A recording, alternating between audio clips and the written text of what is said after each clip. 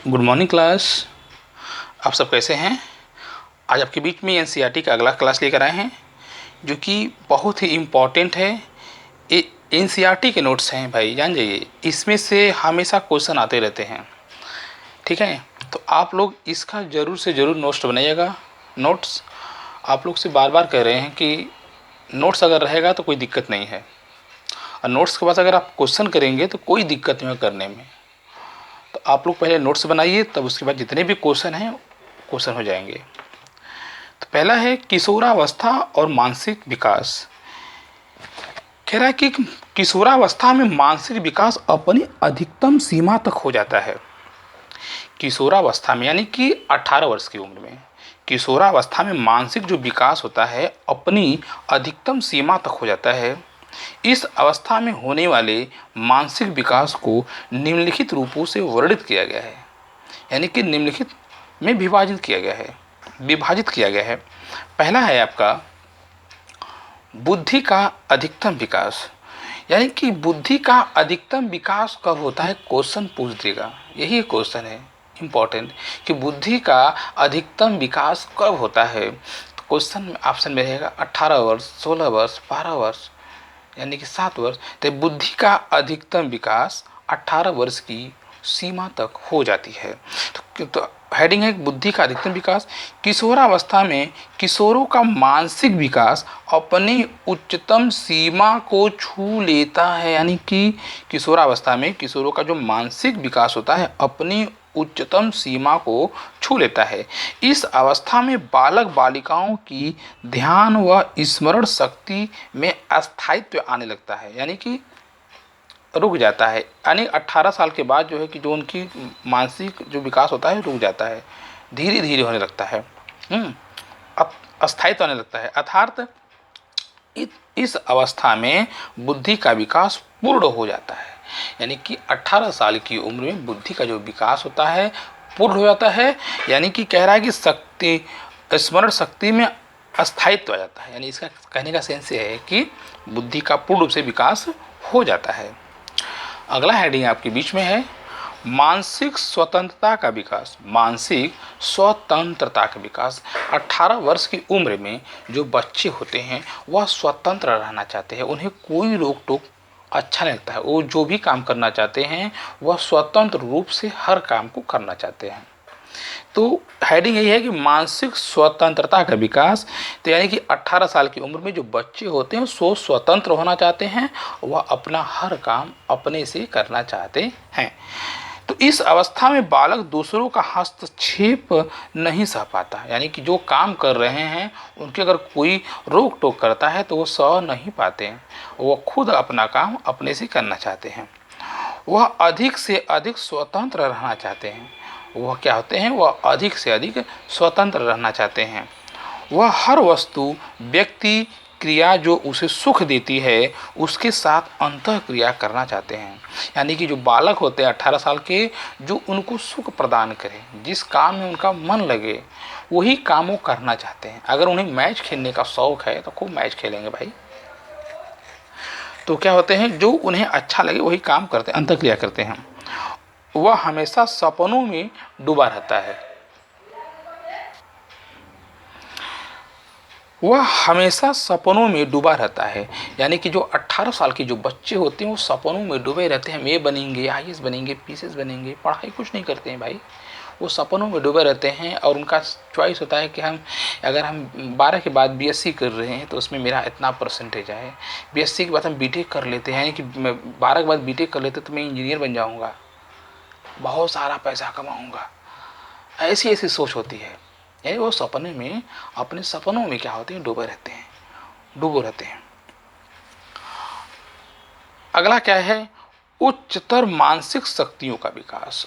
उनका जो उच्चतर मानसिक शक्तियों का जो विकास होता है इसके बारे में वर्णन किया गया है।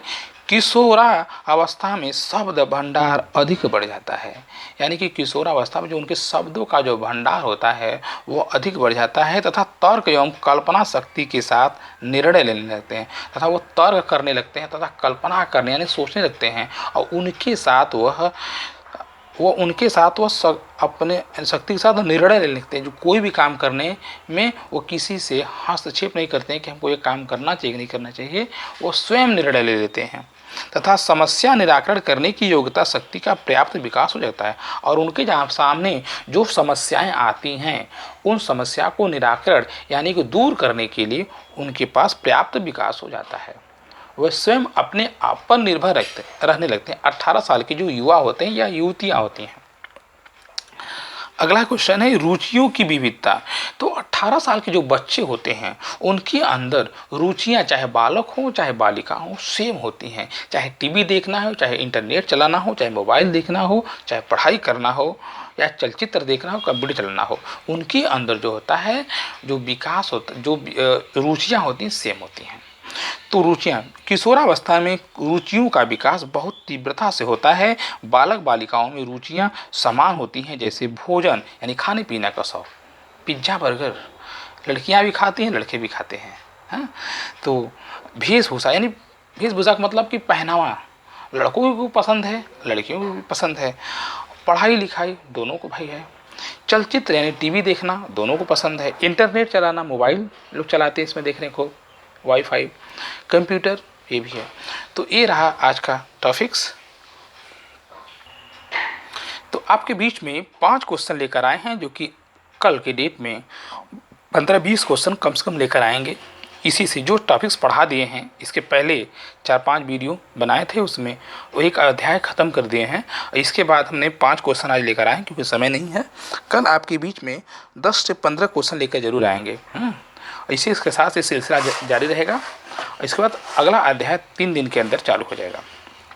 पहला क्वेश्चन है प्रारंभिक बाल्यावस्था इस अवधि की ओर संकेत करता है। प्रारंभिक बाल्यावस्था इस अवधि की ओर संकेत करता है। कह रहा 3 से 8 वर्ष तक, 6 से 12 वर्ष तक, जन्म से 5 वर्ष तक, जन्म से 8 वर्ष तक। तो इसमें आपका सही होगा 3 से 8 वर्ष तक जो होता है वह प्रारंभिक बाल्यावस्था होता है। अगला क्वेश्चन है कि विकास का सिर पदाभिमुख दिशा सिद्धांत व्याख्या करता है कि विकास इस प्रकार आगे बढ़ता है। सिर से पैर की ओर, ग्रामीण से शहरी क्षेत्रों की ओर, सामान्य से विशिष्ट कार्यों की ओर, निम्न से एकीकृत कार्यों की ओर। तो क्या होगा, सिर से पैर की ओर होता है। विकास जो होता है बच्चों का जो माँ के गर्भ में होते हैं वो सिर से पैर की ओर होता है। एक क्वेश्चन बहुत ही important, very very important question, ये हमेशा आते रहते हैं क्वेश्चन। अगला देखिए, मानव विकास को क्षेत्रों में विभाजित किया जाता है जो शारीरिक, आध्यात्मिक, संज्ञानात्मक और सामाजिक होता है। शारीरिक, संज्ञानात्मक, संवेगात्मक और सामाजिक होता है। संवेगात्मक, संज्ञानात्मक, आध्यात्मिक और सामाजिक होता है। डी है मनोवैज्ञानिक, संज्ञानात्मक, संवेगात्मक और शारीरिक होता है। तो ये आपका ऑप्शन नंबर जो है डी सही होगा। अगला क्वेश्चन है आपके बीच में, चौथा है सूक्ष्म गति कौशल का उदाहरण है। सूक्ष्म गति कौशल का उदाहरण है लिखना है, चढ़ना है, फुदकना है, दौड़ना है। तो इसमें जो दिया है लिखना, चढ़ना, फुदकना, दौड़ना, तो सूक्ष्म गति कौशल का जो उदाहरण होता है वो लिखना होता है। क्या होता है? लिखना होता है। पांचवा आपके बीच में है किशोर डर का अनुभव कर सकते हैं। बचपन में किए गए अपराधों के प्रति डर का भाव। बी है आध्यात्म सिद्ध के भाव। जीवन के बारे में परितृप्ति। डी है दुशिचिता और स्वयं में सरोकार। तो आपका ऑप्शन नंबर होगा दुशिचिता और स्वयं से सरोकार। तो ये आपका ऑप्शन नंबर डी हो जाएगा पांचवा का। कल आपके बीच में, आज तो 5 क्वेश्चन लेकर आया था, इसके पहले जो कि टॉपिक्स जो मैं हेडिंग है उसको पूरा करवाए हैं। इसके बाद कल आपके बीच में कम से कम 15 क्वेश्चन लेकर आएंगे आप लोग का समय बचत के अनुसार।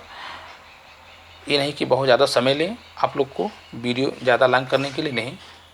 तो आप लोग वीडियो जरूर से ज़रूर पूरा देखिएगा और अपने ग्रुप में ज़रूर शेयर करिएगा, ठीक है। और जो लोग चैनल से नए जुड़े हैं वो चैनल को सब्सक्राइब करें और जो लोग जुड़ चुके हैं वो लाइक करें और ग्रुप में शेयर करें ताकि ये वीडियो और लोग के पास पहुँचे। धन्यवाद।